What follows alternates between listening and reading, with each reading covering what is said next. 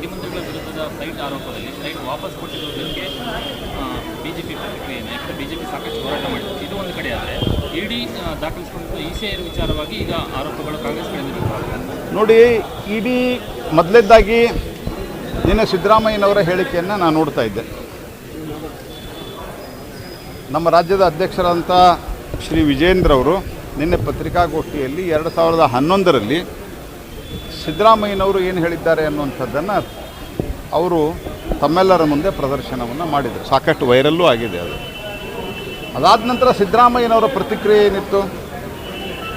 ನಾನು ಡಿನೋಟಿಫೈ ಮಾಡಿದ್ನಾ, ನಾನು ತಪ್ಪೇನು ಮಾಡಿದ್ದೀನಿ, ನಾನು ಸೈನ್ ಮಾಡಿದ್ದೀನಾ, ನಾನು ನಿರ್ದೇಶನ ಕೊಟ್ಟಿದ್ದೇನಾ ಅಂತೆಲ್ಲ ಪ್ರಶ್ನೆ ಮಾಡಿ ನಂದು ಯಡಿಯೂರಪ್ಪನವರ ಪ್ರಕರಣ ಬೇರೆ ಬೇರೆ ಅಂತ ಹೇಳಿದ್ರು.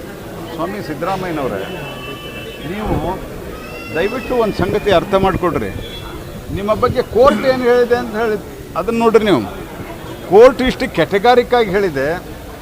ನೀವು ಸತತವಾಗಿ ಒಂದಿಲ್ಲ ಒಂದು ಸ್ಥಾನದಲ್ಲಿ ಇರಲಿಲ್ಲ ಅಂದರೆ 2004ರಿಂದ ಈಚೆಗೆ ಇದು ಇನ್ಯಾರಿಗೂ ಸಾಮಾನ್ಯ ಮನುಷ್ಯನಿಗೆ ಮುಟ್ಟಲಿಕ್ಕೆ ಸಾಧ್ಯವೇ ಇಲ್ಲ. ಮತ್ತು ಇದು ಮುಖ್ಯಮಂತ್ರಿಯ ಪತ್ನಿಗೆ ಮುಖ್ಯಮಂತ್ರಿ ಗೊತ್ತಾಗಲಾರದೆ ಆಗಿದೆ ಅಂತ ಹೇಳಲಿಕ್ಕೆ ಸಾಧ್ಯ ಇಲ್ಲ. ಈ ರೀತಿಯಾದಂಥ ತೀವ್ರವಾದಂಥ ಒಂದು ರೀತಿಯಲ್ಲಿ ಅದನ್ನು ಮೂಡಾದವರು ಡಿನೋಟಿಫಿಕೇಷನ್ ಮಾಡೋದು, ನಿಮ್ಮ ಹೆಸರಲ್ಲಿ ಟ್ರಾನ್ಸ್ಫರ್ ಆಗೋದು, ಮತ್ತು ನೀವು ಅದಕ್ಕೆ 62 ಕೋಟಿ ರೂಪಾಯಿ ಅಂತ ಹೇಳೋದು, ಅದಾದ ನಂತರ ಯಾವುದೋ ಜಾಗ ತೊಗೊಂಡದ್ದು, ಎಲ್ಲೋ ನಿಮಗೆ ಕಾಂಪೆನ್ಸೇಟ್ರಿ ಆಗಿ 14 ಸೈಟ್ಗಳನ್ನು ಕೊಟ್ಟದ್ದು, ಇದೆಲ್ಲ ನಾವು ವಿಜೇಂದ್ರ ಅವರು ಅಂದರೆ ಭಾರತೀಯ ಜನತಾ ಪಾರ್ಟಿಯವರು ಮೊದಲಿಂದ ಹೇಳ್ತಾ ಇದ್ವಿ. ಆದರೆ ಇದನ್ನು ಕೋರ್ಟು, ನೀವು ರಾಜ್ಯಪಾಲರ ಸ್ಯಾಂಕ್ಷನ್ ಕೊಟ್ಟ ನಂತರ ಕೋರ್ಟು ಬಹಳ ಸ್ಪಷ್ಟವಾಗಿ ನೀವು ಏನೇನು ಕರಾಮತ್ತು ಮಾಡಿದ್ದೀರಿ ಅಂತ ಕೋರ್ಟು ಎಲ್ಲವನ್ನೂ ದಾಖಲಿಸಿದೆ. ನೀವು ಸಂವಿಧಾನದ ಪ್ರತಿಯನ್ನು ತೆಗೆದುಕೊಂಡು ಓಡಾಡಿದ್ರಿ ರಾಹುಲ್ ಗಾಂಧಿ ನೇತೃತ್ವದಲ್ಲಿ. ಎಂದೂ ಸಂವಿಧಾನಕ್ಕೆ ಗೌರವ ಕೊಡಲಾರ್ದವ್ರು ನೀವು. ಬಾಬಾ ಸಾಹೇಬ್ ಅಂಬೇಡ್ಕರ್ ಅವರಿಗೆ ಅಪಮಾನ ಮಾಡಿದಂಥವ್ರು ನೀವು. ಬಾಬಾ ಸಾಹೇಬ್ ಅಂಬೇಡ್ಕರನ್ನು ಸೋಲಿಸಿದಂಥವ್ರು ನೀವು. 2 ಬಾರಿ ನೆಹರು ಒಂದೇ ಎಲೆಕ್ಷನ್ದಲ್ಲಿ 2 ಬಾರಿ ಬಾಬಾ ಸಾಹೇಬ್ ಅಂಬೇಡ್ಕರ್ ವಿರುದ್ಧ ಪ್ರಚಾರಕ್ಕೆ ಹೋಗಿ ಸೋಲಿಸಿದಂಥವ್ರು ನೀವು. ಸಂವಿಧಾನ ಹಿಡ್ಕೊಂಡು ಅಡ್ಡಾಡಿದ್ರಿ.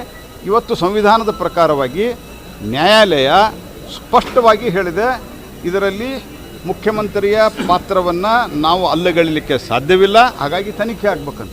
ಅದು ಹೇಳಿದ ನಂತರ ನಂದು ಯಡಿಯೂರಪ್ಪರ ಪ್ರಕರಣ ಬೇರೆ, ನಾನು ರಾಜೀನಾಮೆ ಕೊಡೋದಿಲ್ಲ ಅಂದರೆ ನೀವು ಭಂಡತನವನ್ನು ಪ್ರದರ್ಶನ ಮಾಡ್ತಾ ಇದ್ದೀರಿ. ಇದರಲ್ಲಿ ಕಾಂಗ್ರೆಸ್ ಹೈಕಮಾಂಡ್ಗೂ ನಮ್ಮದು ಪ್ರಶ್ನೆ ಇದೆ. ಕಾಂಗ್ರೆಸ್ ಹೈಕಮಾಂಡು ಅದು ಲೋ ಕಮಾಂಡ್ ಆಗಿದೆ. ಯಾಕಂದರೆ ಅವರು ಬೇಲ್ ಮೇಲಿದ್ದಾರೆ. ರಾಹುಲ್ ಗಾಂಧಿ, ಸೋನಿಯಾ ಗಾಂಧಿ, ಪ್ರಿಯಾಂಕಾ ಮತ್ತು ರಾಬರ್ಟ್ ವಾದ್ರಾ ಎಲ್ಲರೂ ಬೇಲ್ ಮೇಲಿದ್ದಾರೆ. ಹಾಗಾಗಿ ಬೇಲ್ ಮೇಲೆ ಅವರೇ ಆರ್ಥಿಕ ಅಪರಾಧದಲ್ಲಿ ಅತ್ಯಂತ ಪ್ರಖರವಾದಂಥ ಆರ್ಥಿಕ ಅಪರಾಧದಲ್ಲಿ, ಗಹನವಾದಂಥ ಆರ್ಥಿಕ ಅಪರಾಧದಲ್ಲಿ ಅವರು ಬೇಲ್ ಮೇಲಿರೋದ್ರಿಂದ ಇವತ್ತು ಸಿದ್ದರಾಮಯ್ಯನವ್ರ ಮೇಲೆ ಅವ್ರಿಗೆ ನೀವು ರಾಜೀನಾಮೆ ಕೊಡಿ ಅಂತ ಹೇಳೋಕ್ಕಾಗ್ತಾ ಇಲ್ಲ. ಯಾಕಂದರೆ ಅವ್ರು ನೆಕ್ಸ್ಟ್ ಕೇಳ್ತಾರೆ ಸಿದ್ದರಾಮಯ್ಯನವರು, ರಾಹುಲ್ ಗಾಂಧಿ ಅವರು ನೀವು ವಿರೋಧ ಪಕ್ಷದ ನಾಯಕರು ರಾಜೀನಾಮೆ ಕೊಡಿ ಅಂತ. ಹಾಗಾಗಿ ಕಾಂಗ್ರೆಸ್ ಪಾರ್ಟಿ ಸಂಪೂರ್ಣವಾದಂಥ ನೈತಿಕತೆಯನ್ನು ಕಳ್ಕೊಂಡು ಪರಿಣಾಮವಾಗಿ ಸಿದ್ದರಾಮಯ್ಯನವರು ಒಂದು ರೀತಿಯಲ್ಲಿ ಬಾಲನೇ ಅಲ್ಲಾಡಿಸ್ತಾ ಇದೆ ಅಂತ ಹೇಳ್ತಾರಲ್ಲ, ಆ ಸ್ಥಿತಿ ಇವತ್ತು ಆಗಿದೆ. ಹಾಗಾಗಿ ಈ ಸ್ಥಿತಿಯಲ್ಲಿ ಸಿದ್ದರಾಮಯ್ಯನವ್ರಿಗೆ ನಾನು ಸ್ಪಷ್ಟವಾಗಿ ಹೇಳಲಿಕ್ಕೆ ಬಯಸ್ತೀನಿ, ನಿಮಗೇನಾದರೂ ಮರ್ಯಾದೆ ಇದ್ದರೆ ಕೋರ್ಟಿನ ನೀವು ಅಬ್ಸರ್ವೇಷನನ್ನು ಗಮನಿಸಿ ರಾಜೀನಾಮೆ ಕೊಡ್ರಿ. ನಿಮ್ಮ ಪಾರ್ಟಿಯಲ್ಲಿ ನಿಮಗಷ್ಟು ಗೌರವ ಇದ್ದರೆ, ನಿಮ್ಮ ನೇತೃತ್ವಕ್ಕಷ್ಟು ಬೆಲೆ ಇದ್ದರೆ, ನಿಮ್ಮನ್ನು ನೀವು ಕ್ಲೀನಾಗಿ ಬಂದರೆ ನಿಮ್ಮನ್ನು ಮತ್ತೊಮ್ಮೆ ಮುಖ್ಯಮಂತ್ರಿ ಮಾಡಿ. ನಾನು ಇದನ್ನು ಸ್ಪಷ್ಟಪಡಿಸಿದ್ದೇನೆ. ಹಿಂದೆ ಯಾವುದೇ ಕಾರಣಕ್ಕೂ ಕಾಂಗ್ರೆಸ್ ಸರ್ಕಾರ ನಾವು ಕೆಡವಲಿಕ್ಕೆ ಹೊರಟಿಲ್ಲ. ನಮ್ಮ ಉದ್ದೇಶವೂ ಅದಲ್ಲ. ತಪ್ಪು ಮಾಡಿದವರು ರಾಜೀನಾಮೆ ಕೊಟ್ಟು ತನಿಖೆ ಎದುರಿಸಬೇಕು, ಇದು ನಮ್ಮ ಆಗ್ರಹ ಆಗಿದೆ. ಬೇರೆದವ್ರು ಯಾರಾದರೂ ಮಾಡಿರಿ. ನೀವು ಬಾರಿ ಎಲ್ಲ OBCಗಳಿಗೆ ಹಿಂಗೆ ತೊಂದರೆ ಆಗಿರುತ್ತೆ. ದೇವರಾಜ್ ಅರಸಿಗೆ ತೊಂದರೆ ಕೊಟ್ಟವರು BJP ಅವರಲ್ಲ. ಅವತ್ತು ನರೇಂದ್ರ ಮೋದಿ ರಾಜಕಾರಣದಲ್ಲೇ ಇರಲಿಲ್ಲ. ನೀವು ತೊಂದರೆ ಕೊಟ್ಟವರು ಕಾಂಗ್ರೆಸ್ ಪಾರ್ಟಿಯವರು. ಹಾಗಾಗಿ ನಾನು ಸ್ಪಷ್ಟವಾಗಿ ಹೇಳ್ತೀನಿ, ನೀವು ಸಿಕ್ಕಾಕೊಂಡಿದ್ದೀರಿ, ರೆಡ್ ಹ್ಯಾಂಡ್ ಸಿಕ್ಕಾಕೊಂಡಿದ್ದೀರಿ, ರಾಜೀನಾಮೆ ಕೊಡಿ. ನೋಡಿ, ಅದನ್ನು ನಾವು ಭಾಳ ಸರ್ತಿ ಹೇಳಿದ್ದೇನೆ. ಪಕ್ಷದ ವೇದಿಕೆಯಲ್ಲಿ ಎಲ್ಲವೂ ಚರ್ಚೆ ಮಾಡಬೇಕು. ಯಾರೂ ಬಹಿರಂಗ ಹೇಳಿಕೆಯನ್ನು ಕೊಡೋದು ಸರಿಯಲ್ಲ.